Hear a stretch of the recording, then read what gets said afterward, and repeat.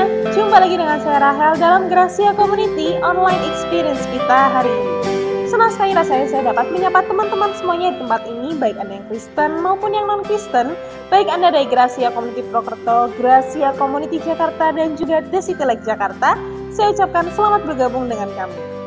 Nah teman-teman, di era teknologi yang begitu canggih ini sangat memudahkan kita untuk mengakses segala sesuatu, baik untuk informasi ataupun sesuatu yang ingin kita cari nih. Hanya dengan satu genggaman tangan saja, kita akan mendapatkan berbagai macam informasi yang sedang kita cari, yaitu dengan handphone kita. Nah, apalagi buat teman-teman nih yang suka banget traveling, baik itu untuk perjalanan bisnis, untuk holiday, ataupun untuk kulineran sekalipun. Kita nggak perlu lagi tuh repot-repot bawa peta, ataupun berhenti di jalan untuk bertanya sama orang tentang petunjuk arah. Karena sekarang ini kita sangat dimudahkan dengan aplikasi petunjuk arah. Beberapa di antaranya adalah Google Maps dan Waze, teman-teman. Kita cukup mengetikkan saja nih arah tujuan kita kemana, maka aplikasi ini akan mengantarkan kita sampai tujuan tanpa tersesat. Bahkan yang gak kalah penting teman-teman adalah jalan pulang. Nggak cuma kita pergi aja nih, bahkan kita untuk pulang ke kota kita sendiri aja kadang masih suka tersesat ya teman-teman. Kadang masih suka bawa peta, masih suka tanya-tanya ke orang untuk petunjuk jalan. Oleh karena itu saat ini kita sangat dimudahkan dengan handphone ini teman-teman. Karena dengan aplikasi ini kita nggak mungkin tersesat lagi nih. Pulang, itu adalah tema renungan firman Tuhan kita yang akan segera disampaikan oleh Pastor Yaro Hareva. Namun sebelumnya rekan saya Ruth bersama dengan GCC Band Purwokerto akan menyanyikan sebuah lagu.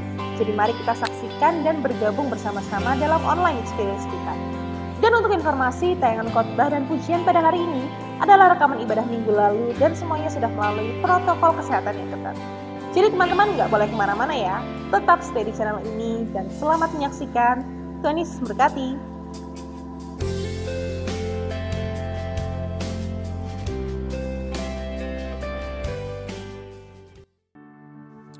Sebab hanya dekat kasih Bapa, jiwa kami merasa tenteram Tuhan.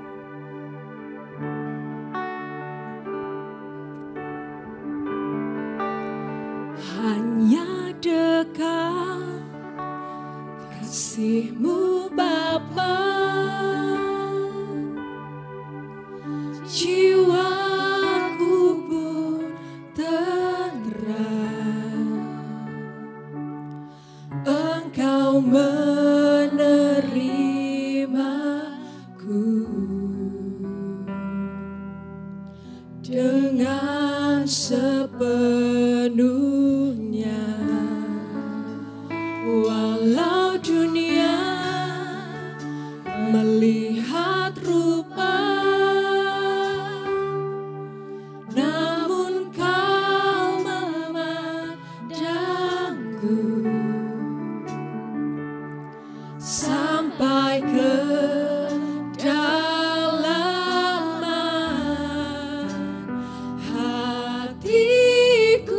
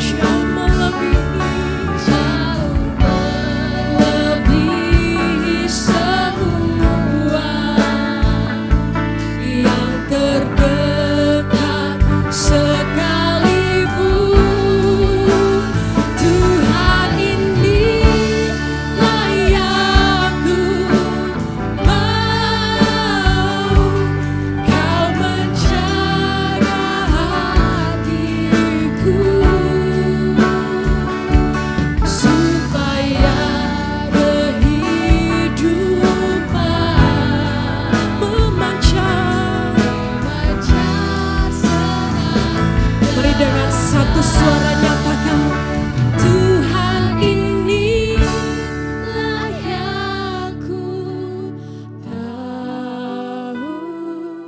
Kau mengenal hatiku, jauh melebihi semua yang terdekat sekalipun.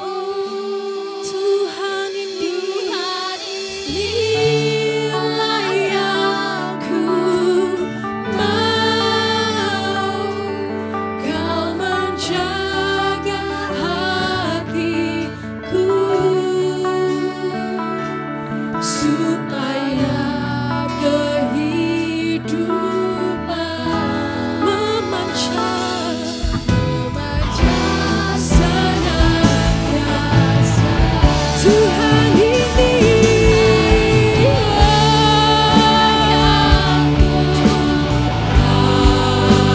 Kau mengenal hati kami. Terima kasih Tuhan. Jauh melebihi semua yang terdekat sekalipun. Tuhan inilah yang ku mau. Kau menjaga hatiku supaya kehidupan memancar senantiasa.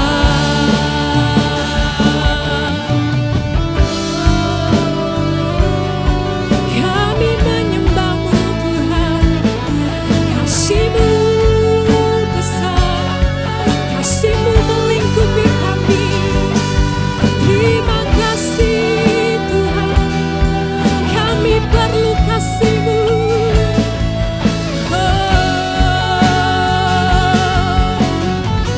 Kasih-Mu, kasih-Mu Tuhan.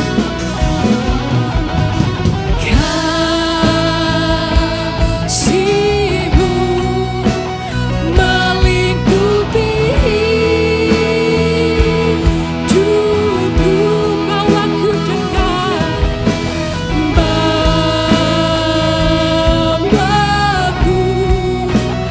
dekat padamu.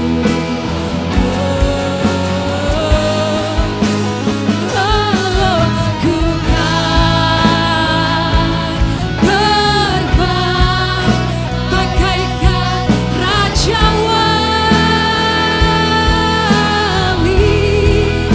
membumbung denganmu, rohmu bikinmu oleh kuasa kasih-Mu, kasih-Mu, kasih-Mu.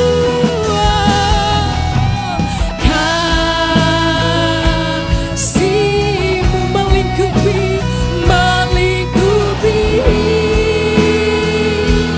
hidupku,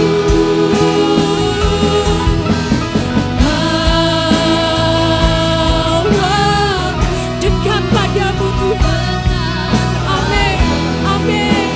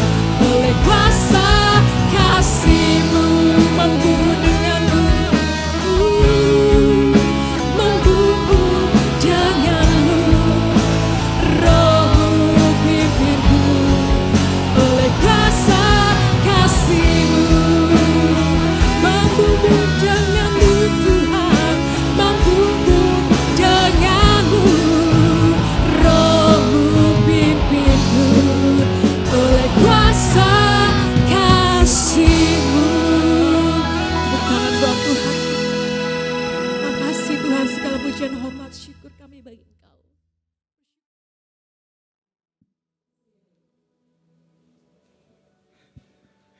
Selamat sore Bapak Ibu Saudara sekalian. Bersyukur bisa berjumpa kembali dengan Bapak Ibu Saudara sekalian di dalam ibadah kita pada hari ini. Saudara, biasanya ketika seseorang pamitan, misalnya seorang anak pamit pergi ke suatu tempat, dia pamit kepada orang tuanya, dan salah satu pesan yang diberikan oleh orang rumah kepada salah satu anggota keluarga yang mau pergi itu adalah jangan lupa pulang. Ya. Jangan lupa jalan pulang ya. Dan ternyata setelah saya merenungkan hal ini adalah pesan yang sangat menyentuh ya. Ketika kita pamitan pergi ke suatu tempat untuk sementara dan kemudian kita dipesankan untuk tidak lupa jalan pulang. Tidak lupa jalan pulang ke rumah gitu. Kenapa? Karena ternyata ada orang-orang yang ternyata pamit, katanya pergi sebentar. Ternyata ada yang nggak pulang juga gitu. Ada yang ternyata pamit sebentar, kemudian ternyata pergi dengan yang lain mungkin. Gitu. Jadi nggak pulang-pulang. Gitu. Jadi ini salah satu pesan yang cukup menyentuh ketika seseorang memberikan pesan seperti itu kepada kita. Nah, hari ini juga saya mau mengajak kita semua untuk melihat salah satu bangsa yang melakukan perjalanan pulang ke tempat mereka yang sebenarnya, ke tempat yang Tuhan janjikan kepada mereka. Nah, mari kita buka Alkitab kita di dalam Keluaran 13 ayat 17 sampai ayatnya yang ke-22. Keluaran 13 ayat 17 sampai 22. Setelah Firaun membiarkan bangsa itu pergi, Allah tidak menuntun mereka melalui jalan ke negeri orang Filistin. Walaupun jalan ini yang paling dekat, sebab firman Allah, jangan-jangan bangsa itu menyesal apabila mereka menghadapi peperangan sehingga mereka kembali ke Mesir. Tetapi Allah menuntun bangsa itu berputar melalui jalan di padang gurun menuju ke laut Teberau. Dengan siap sedia berperang, berjalanlah orang Israel dari tanah Mesir. Musa membawa tulang-tulang Yusuf, sebab tadinya Yusuf telah menyuruh anak-anak Israel bersumpah dengan sungguh-sungguh. Allah tentu akan mengindahkan kamu, maka kamu harus membawa tulang-tulangku dari sini. Demikianlah mereka berangkat dari Sukot dan berkemah di Etam di tepi padang gurun. Tuhan berjalan di depan mereka pada siang hari dalam tiang awan untuk menuntun mereka di jalan. Dan pada waktu malam dalam tiang api untuk menerangi mereka. Sehingga mereka dapat berjalan siang dan malam. Dengan tidak beralih, tiang awan itu tetap ada pada siang hari dan tiang api pada waktu malam di depan bangsa itu. Terima kasih. Bapak Ibu Saudara sekalian, teks Alkitab yang barusan kita baca adalah salah satu catatan awal perjalanan bangsa Israel keluar dari Mesir setelah 400 tahun mereka itu diperbudak di Mesir. Jadi berabad-abad mereka meminta kepada Tuhan supaya Tuhan itu menuntun mereka keluar dari perbudakan di Mesir. Tetapi yang aneh saudara adalah ketika mereka sudah diajak keluar oleh Tuhan dari tanah Mesir dan Tuhan menuntun mereka, tetapi ternyata nantinya di dalam perjalanan tersebut, di dalam perjalanan Tuhan menuntun mereka, mereka menyadari satu hal, bahwa ternyata dituntun Tuhan tidak enak. Sehingga akhirnya di dalam perjalanan itu nantinya mereka terus bersungut-sungut, marah-marah kepada Tuhan.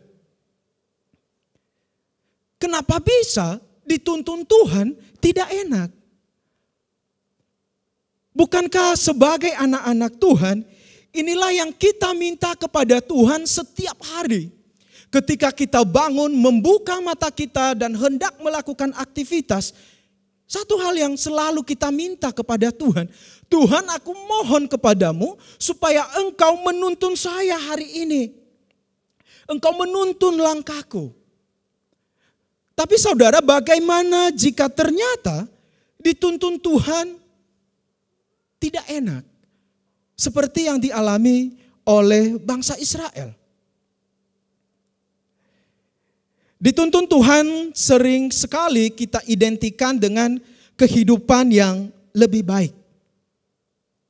Dan itu adalah hal yang wajar saja sebagai manusia kita menginginkan hal-hal yang baik terjadi dalam hidup ini. Tetapi kita juga harus realistis bahwa terkadang yang terjadi dalam hidup ini justru sebaliknya. Apa yang kita harapkan berbanding terbalik dengan apa yang terjadi. Nah, ini yang dialami oleh bangsa Israel, saudara.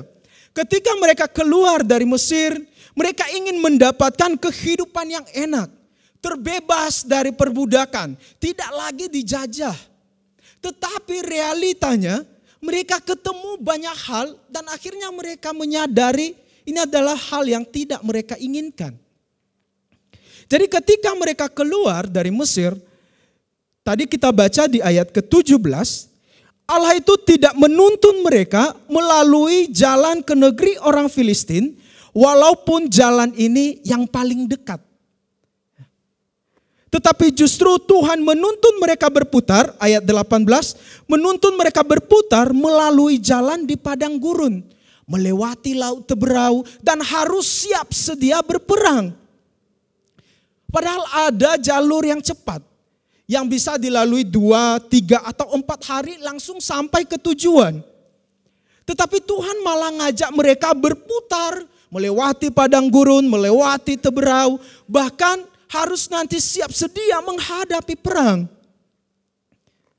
Jadi sepertinya Tuhan itu memperlakukan mereka dengan satu istilah, kalau bisa dipersulit, ngapain dipermudah? Selama ini kita mendengar istilah kalau bisa dipermudah, ya ngapain dipersulit gitu. Tetapi apa yang dialami oleh bangsa Israel sepertinya berbeda. Mereka merasa kok ada hal yang lebih mudah untuk dilakukan, untuk dilalui. Tetapi kenapa harus melewati jalan yang begitu sulit? Cuman memang Bapak Ibu Saudara sekalian, biasanya apa yang didapatkan secara instan, biasanya juga akan hilang dengan instan. Dan Tuhan tahu akan hal ini, sehingga Ia mengajak mereka berputar. Tadi kita sudah baca alasannya adalah jangan sampai kalau mereka melewati jalan pintas yang 2 atau 3 hari bisa sampai ke tempat tujuan, jangan sampai mereka akan mudah menyesal. Mereka akan ingin kembali ke Mesir jika menghadapi kesulitan. Sehingga Tuhan menuntun mereka berputar. Nah, dari teks ini kita menemukan beberapa fakta yang menjadi kebenarannya untuk kita pikirkan bersama-sama. Bahwa ternyata saat kita minta dituntun Tuhan, itu berarti kita juga harus siap diajak muter sama Tuhan. Mungkin sebagian dari kita pernah pakai aplikasi Waze atau Google Maps ya. Ini adalah aplikasi yang bisa menolong kita untuk pergi ke suatu tempat yang mungkin kita tidak tahu letaknya di mana.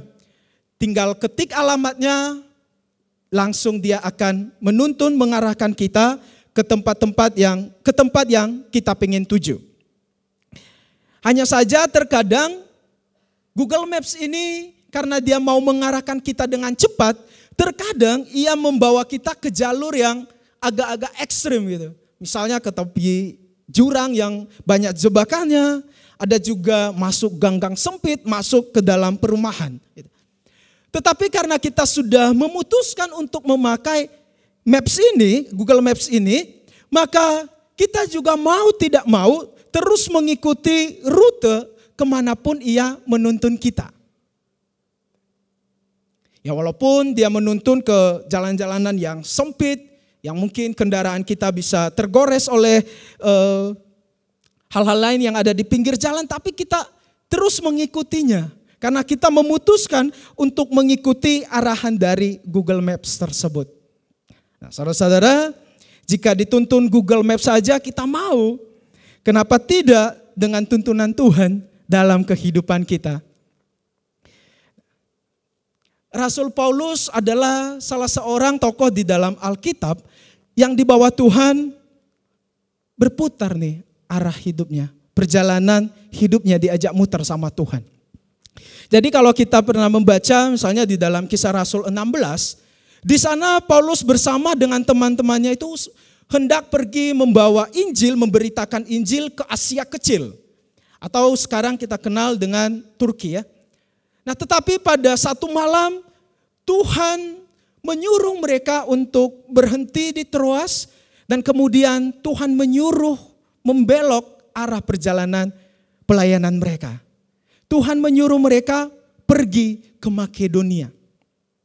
Padahal awalnya tadi mereka sudah punya rencana untuk pergi ke Asia Kecil.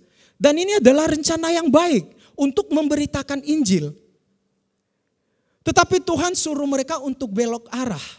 Dan akhirnya pergi ke Makedonia. Satu tempat yang juga tidak mudah untuk mereka lalui untuk memberitakan Injil apalagi. Tetapi inilah yang menjadi cikal bakal nanti Injil masuk di Eropa. Sehingga Injil boleh semakin disebar luaskan. Nah, tokoh kedua yang dalam Alkitab yang arah perjalanan hidupnya juga dibuat muter sama Tuhan adalah Raja Daud. Jadi Daud itu diurapi menjadi raja, tetapi ternyata perjalanannya menuju istana tidak mudah, bahkan muter-muter. Daud menemukan banyak tikungan di tengah jalan. Dia sudah diurapi menjadi raja, tetapi dia malah menjadi hamba suruhan bagi Raja Saul. Bahkan nanti ia menjadi buronan dari Raja Saul yang ingin membunuhnya. Jadi perjalanan Daud menuju istana dipenuhi dengan perjuangan. Tidak berjalan dengan mulus, tidak berjalan dengan lurus-lurus saja, tetapi banyak tikungan. Ia harus melarikan diri, sembunyi di goa-goa, dan penuh dengan tragedi dan mungkin dengan kekecewaan. Jadi ada banyak orang-orang yang mungkin kalau kita baca di dalam Alkitab, perjalanan mereka dibuat berbelok sama Tuhan. Dan mungkin kita juga pernah mengalami hal-hal yang seperti ini. Steve Jobs itu mungkin kita pengguna, Bapak Ibu yang menggunakan produk Apple atau iPhone, pernah dengar ya namanya Steve Jobs. Dia ini adalah salah seorang pendiri dari Apple gitu, perusahaan Apple. Tetapi kemudian ternyata produk dari Apple tersebut di awal-awalnya tidak laku di pasaran. Sehingga meskipun dia adalah pendirinya, dia dikeluarkan dari perusahaan tersebut. Tetapi setelah 11 tahun kemudian, setelah melewati pasang surut hidup ini, harus membuat perusahaan yang baru dengan tertati-tati. Dan setelah 11 tahun, ternyata ia kembali ke perusahaan Apple dan menjadi big boss di sana. Jadi diajak muter hidupnya nih. Yang awalnya dia adalah pendirinya, kemudian dikeluarkan dan 11 tahun berjuang. Kemudian dia kembali ke perusahaan yang pernah ia dirikan. Bapak Ibu, mereka-mereka ini adalah orang-orang yang mengalami banyak tikungan dalam perjalanan hidup mereka. Terlebih saat mereka dituntun Tuhan. Tapi saudara, itulah tuntunan Tuhan yang harus siap untuk diajak muter sama Tuhan. Mungkin itu bukan jalan yang paling mudah untuk dilalui. Tetapi mari kita juga coba meyakini bahwa itulah jalan yang terbaik dari Tuhan. Fakta yang kedua saudara adalah meskipun kita sudah dituntun Tuhan, tetapi ternyata kita juga masih terus bisa curiga sama Tuhan. Nah, ini yang terjadi dengan bangsa Israel, saudara. Mereka sudah dituntun Tuhan, Tuhan sudah memberikan banyak mukjizat kepada mereka, tetapi mereka masih marah-marah sama Tuhan.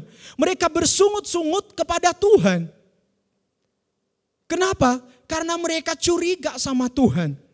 Kalau kita lihat di dalam Keluaran 14 ayat 11, di sana mereka berkata kepada Musa, Musa, apakah di Mesir tidak ada kuburan? Sehingga engkau membawa kami umat supaya mati di tempat ini. Jadi mereka marah-marah, mereka bersungut-sungut karena mereka curiga. Mereka menganggap Tuhan membunuh mereka di padang gurun. Meskipun Tuhan sudah memberikan banyak berkat, memberikan banyak mukjizat di depan mata mereka, tetapi inilah realitanya. Mereka curiga sama Tuhan. Mereka kesal dan mereka marah-marah. Saudara, di saat kita tidak mendapatkan apa yang kita inginkan, kita gampang sekali curiga sama Tuhan. Apalagi jika kita sudah bekerja keras, mungkin rajin beribadah, rajin melayani, setiap pekerjaan yang dipercayakan selalu beres. Mungkin kita juga adalah salah satu orang yang baik di dunia ini. Tetapi ketika apa yang kita harapkan, apa yang kita minta kepada Tuhan tidak sesuai dengan apa yang kita inginkan, maka kita mulai curiga kepada Tuhan. Jangan-jangan Tuhan ini mau mencelakakan saya nih. Jangan-jangan Tuhan ini mau menjebak saya nih. Jangan-jangan Tuhan ini mau mempermainkan saya nih. Padahal saya sudah bekerja dengan baik, saya sudah melayani sungguh-sungguh, sudah melakukan hal-hal yang baik, tapi kok hasilnya seperti ini? Harusnya Tuhan dituntunnya itu di jalan yang lurus-lurus aja lah Tuhan. Jangan banyak tikungan-tikungannya, apalagi tikungan tajam. Dan lebih parahnya lagi ditikung teman gitu, lebih sakit lagi gitu. Nah, jadi ketika kita mengalami hal-hal yang tidak kita inginkan, Tuhan memberikan apa yang Tuhan berikan tidak sesuai dengan apa yang kita inginkan, kita bisa curiga sama Tuhan.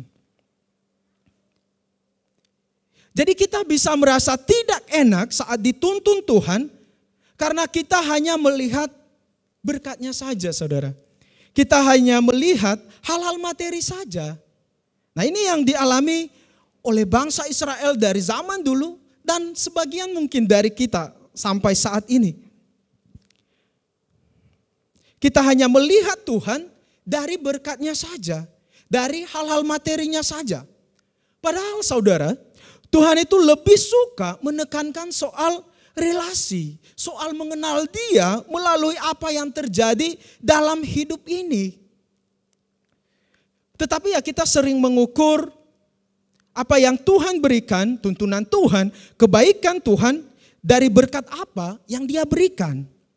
Kesembuhan apa yang Dia berikan, kesuksesan apa yang Dia berikan kepada kita. Dan saudara, jika ini ukuran yang terus kita pakai, maka kita akan sama seperti bangsa Israel. Yang akan terus merasa bahwa ternyata dituntun Tuhan tidak enak. Dan bahkan mungkin kita akhirnya menolak tuntunan Tuhan. Karena bangsa Israel melakukan itu, saudara. Mereka menolak tuntunan Tuhan. Saat mereka meminta raja. Kalau pernah dengar Raja Saul, bangsa Israel minta raja, kemudian Tuhan memberikan Raja Saul. Nah, itu adalah puncak dari bangsa Israel menolak tuntunan Tuhan dalam kehidupan mereka. Kalau dari Adam sampai zamannya mereka, Tuhan itu yang memerintah secara langsung kepada bangsa Israel. Tetapi ketika mereka sudah mulai sampai ke Kanaan dan mereka mulai melihat, ternyata bangsa-bangsa lain ini punya raja nih, enak juga nih. Akhirnya mereka minta raja, tetapi Tuhan mengatakan bahwa mereka sebenarnya menolak Tuhan untuk menuntun hidup mereka. Namun saudara, yang menarik adalah meskipun sudah ditolak, sudah ditinggalkan, Tuhan selalu menyediakan dirinya sebagai tempat pulang bagi umatnya. Ia rela menjadi tempat pelarian terakhir bagi umatnya. Bangsa Israel tuh kalau lagi kesel sama Tuhan, marah-marah terus gitu. Bersungut-sungut. Tetapi Tuhan tetap menyediakan dirinya sebagai Tuhan yang mendengarkan keluh kesah mereka. Ketika mereka minta makan sama Tuhan, Tuhan kasih mana surgawi kepada mereka. Kemudian mereka mulai marah-marah lagi dan bilang, Tuhan kayaknya mau bunuh kami nih di padang gurun. Terus mereka pengen makan daging gitu. Tapi Tuhan juga mendatangkannya. Mereka minta air, ya Tuhan mendengarkan seruan mereka. Bahkan ketika mereka dijajah oleh musuh, Tuhan memberikan hakim-hakim, para pahlawan untuk membebaskan mereka. Jadi Tuhan selalu menyediakan dirinya sebagai tempat pulang bagi umatnya. Demikian juga dengan hidup kita, saudara. Mungkin ada di antara kita yang sudah lama meninggalkan tuntunan Tuhan. Tetapi ingatlah ini, bahwa Tuhan selalu akan siap sedia menerima kita. Sebagaimana Dia menerima orang-orang Israel pada saat itu, Tuhan yang sama akan selalu welcome dengan kita ketika kita datang kepadanya. Kenapa? Karena ternyata saudara, Tuhan itu tidak pernah curiga dengan kita. Yang luar biasanya adalah meskipun kita curiga dengan Tuhan, tetapi Tuhan tidak pernah curiga dengan kita. Bahkan sekalipun Dia tahu bahwa dalam perjalanan ini kita akan mengecewakan Dia, kita akan mengkhianati Dia, namun Dia akan tetap memberikan kasih-Nya. Dia akan tetap memberikan tuntunannya bagi kita semua. Bagi bangsa Israel, Dia tetap memberikan tiang awan dan tiang api kepada mereka. Dia tidak meninggalkan mereka di padang gurun sendirian. Kenapa Tuhan melakukan ini? Karena Ia tidak pernah curiga dengan kita. Karena begitu besar cinta kasih-Nya kepada kita setiap umat-Nya. Jadi sekali lagi, bahkan saat kita sudah pergi jauh dan mengabaikan tuntunan Tuhan dalam hidup ini, Tuhan rela menyediakan dirinya sebagai tempat untuk jalan pulang bagi setiap kita, orang-orang yang dikasihinya. Dan hal kedua yang menjadi perenungan kita adalah bahwa mari kita juga terus mengingat bahwa sekalipun kita melihat Tuhan itu ngajak kita berputar-putar, tetapi ingat saudara bahwa Tuhan tidak pernah membawa kita ke jurang kecelakaan. Mungkin kita melihat sepertinya Tuhan kok mempersulit ya. Bangsa Israel melihat Tuhan mempersulit mereka. Padahal ada jalan yang bisa ditempuh beberapa hari, tapi kok diajak muter-muter gitu. Tuhan sepertinya ada jalan pintas nih untuk mencapai kesuksesan, untuk mencapai hal-hal yang saya inginkan. Tetapi kok Tuhan mempersulit jalannya. Nah ingat saudara, bahwa Tuhan tidak pernah membawa kita ke jurang kecelakaan. Bangsa Israel tetap Tuhan tuntun sampai ke tempat tujuan mereka. Ke tempat yang berlimpah susu dan madu. Tuhan terus menuntun mereka melalui tiang awan dan tiang api. Meskipun mereka protes, Tuhan juga tidak ninggalin mereka di padang gurun. Kalau Tuhan itu manusia, mungkin orang-orang ini akan ditinggalin Tuhan di padang gurun. Protes aja kamu ya. Udah dikasih makan, dikasih air, tapi ngomel terus. Ya kasih tinggal aja tuh di padang gurun. Ya, tinggal buat Israel versi baru aja gampang sebenarnya bagi Tuhan. Karena Ia adalah Allah yang Maha Kuasa. Tetapi Ia tidak memilih untuk melakukan itu. Tetapi Ia tetap setia dengan bangsa Israel yang telah Ia pilih dari awal. Dan Tuhan ternyata terus menuntun mereka dan bukan di jurang kecelakaan. Raja Daud juga saudara diajak muter nih sama Tuhan.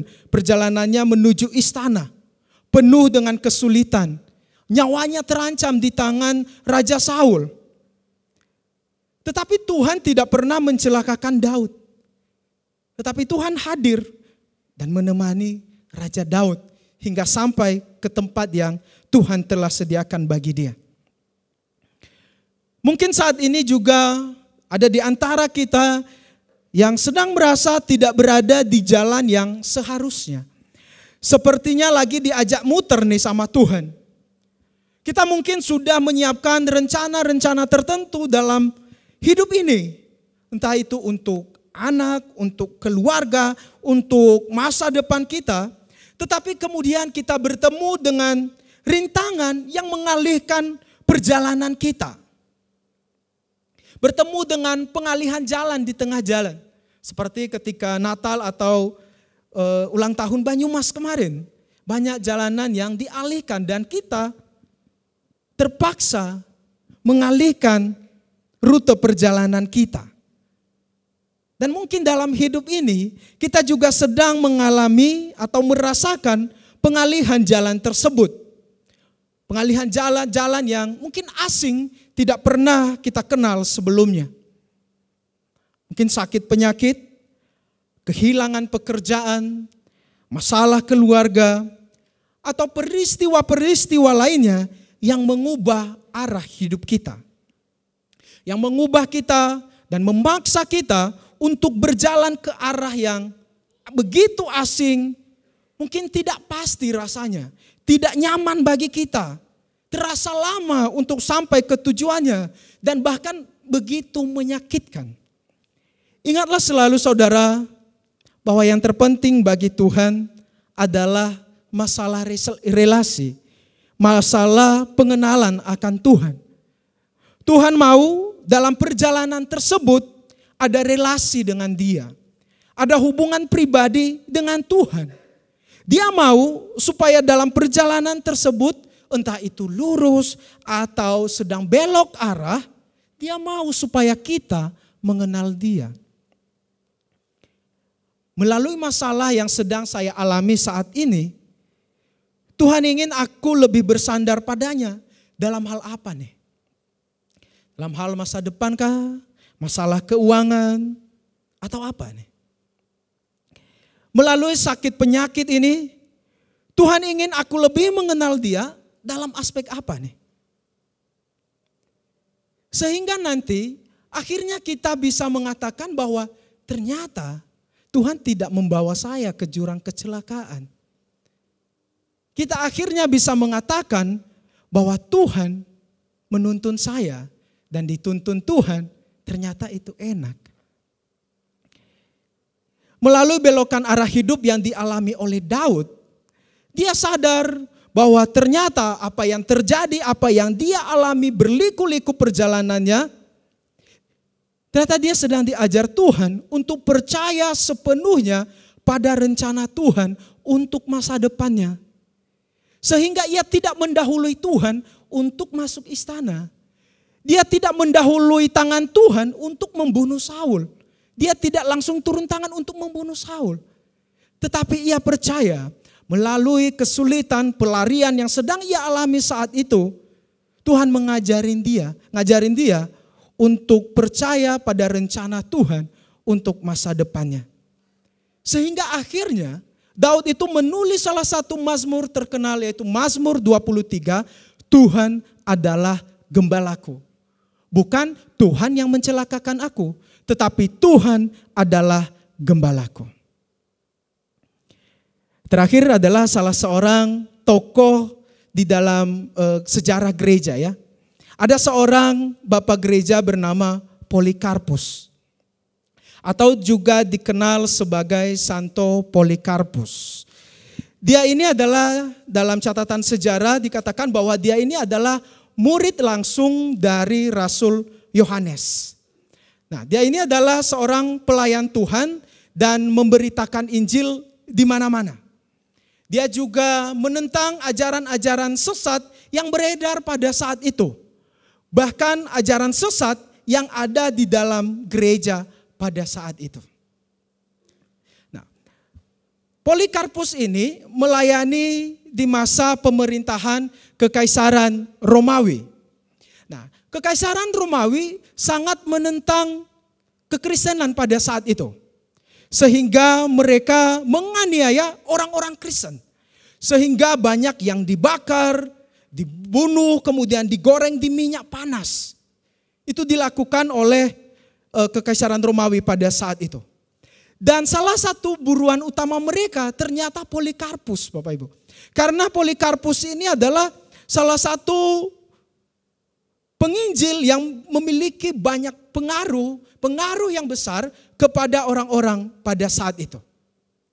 Nah, kemudian dia ditangkap, tetapi karena mereka merasa kasihan kepadanya, mereka hendak membebaskan dia. Namun dengan satu syarat, Polikarpus harus sujud menyembah kepada Kaisar Romawi dan mengakuinya sebagai Tuhan. Tetapi iman Polikarpus sangat kuat di dalam Tuhan. Sehingga ia tidak mau menukarkan nyawanya dengan menyembah Kaisar Romawi pada saat itu. Sehingga ia mengatakan satu kalimat yang sangat terkenal dan memberkati banyak orang. Ia mengatakan, aku telah melayani Kristusku 86 tahun lamanya. Namun belum pernah sekalipun ia berbuat jahat kepadaku. Bagaimana aku dapat mengutuk Kristusku juru selamatku. 26 tahun Polikarpus melayani Tuhan. Dan dia mengenal Tuhan sebagai Tuhan yang tidak pernah berbuat jahat kepadanya. Dan bagaimana aku bisa berbuat jahat kepadanya. Dia adalah Tuhan yang tidak pernah mengecewakan aku. Bagaimana bisa aku mengecewakan dia? Sama seperti apa yang dikatakan oleh Polikarpus, saudara. Mungkin hal yang sama juga bisa kita katakan. 20 tahun Tuhan tidak mengecewakan aku. Masakan aku mengecewakan Tuhanku? Atau 40 tahun Tuhan sudah bersama dengan kita dan dia tidak pernah berbuat jahat kepada saya. Bagaimana saya bisa berbuat jahat kepada Tuhanku? Polikarpus mengenal Tuhan sebagai Tuhan yang tidak pernah berbuat jahat kepadanya. Bagaimana dengan kita, saudara? Dalam perjalanan hidup ini, Tuhan seperti apa yang saudara sudah kenal? Mari kita berdiri bersama-sama. Dan mari kita menaikkan pujian ini. Bahwa Tuhan selalu ada bersama kita di setiap musim hidup kita. Engkau ada bersamaku di setiap musim hidupku. Tak pernah kau biarkan ku sendiri. Amin. Kekuatan di jiwaku. Kekuatan di jiwaku adalah bersamamu. Tak pernah ku ragukan kasih-Mu. Katakan dengan iman, bersamamu Bapa, ku lewati semua. Bersamamu Bapa, ku lewati semua perkenananmu yang teguhkan hati.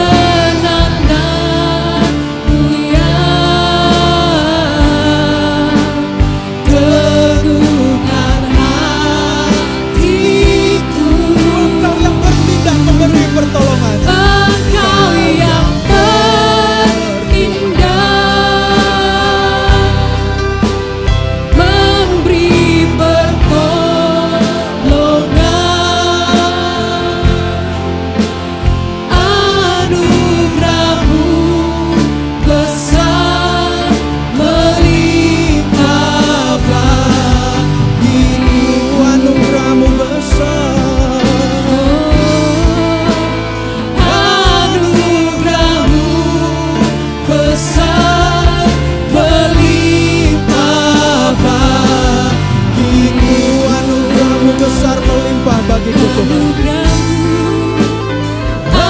Anugerah-Mu besar melimpah bagiku.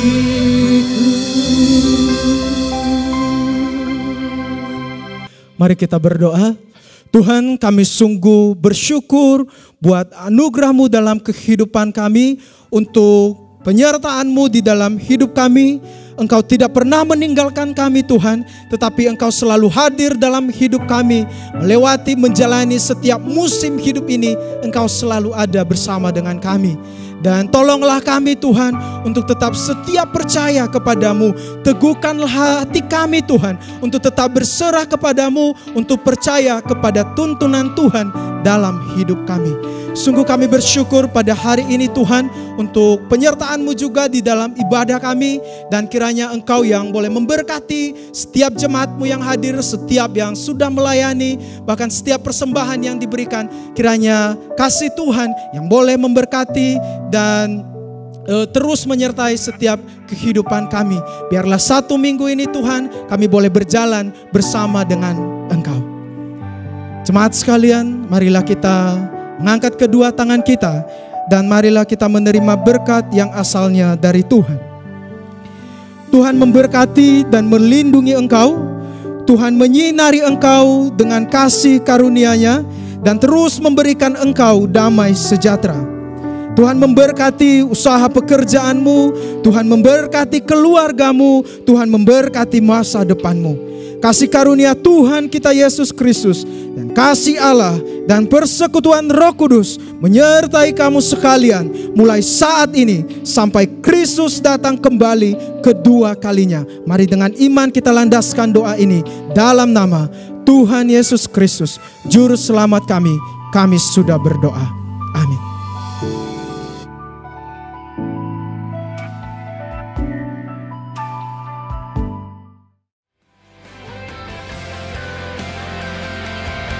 Terima kasih kepada Pastor Yaro Harepa untuk renungan firman Tuhan-Nya yang telah menguatkan dan mengingatkan kita semuanya bahwa Tuhan tidak pernah sekalipun mengantarkan kita kepada jalan yang menuju jurang. Dan untuk seluruh rekan saya, all team GC Prokerto, terima kasih untuk pelayanannya pada hari ini sehingga online experience kita dapat berjalan dengan baik. Salam kompak selalu ya guys. Dan saya juga mengucapkan terima kasih untuk Bapak Ibu yang telah setia dalam memberikan persembahan sehingga program Gracia Community Prokerto dapat berjalan dengan baik dan dapat menjadi reflektor terang kasih Tuhan. Kiranya Tuhan Yesus senantiasa berkati apa yang menjadi usaha dan pekerjaan Bapak Ibu saudara semuanya. Dan bagi Bapak Ibu yang rindu untuk memberikan persembahan, Bapak Ibu bisa memasukkan amplop ke kotak persembahan yang ada di gereja atau Bapak Ibu bisa mentransfer melalui nomor rekening yang telah tertera di layar Anda. Saya Rahel, sampai jumpa dalam online experience kita Jumat depan. Tuhan Yesus memberkati.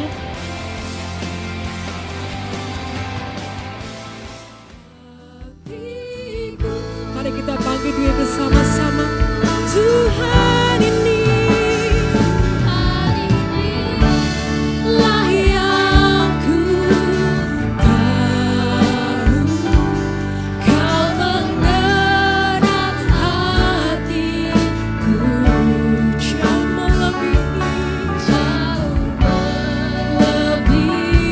semua yang terdekat sekalipun. Tuhan inilah yang ku mau, Kau menjaga hatiku supaya kehidupan memancar senang. Mari dengan satu suara nyatakan, Tuhan inilah yang ku tahu, Kau mengenal hatiku jauh melebihi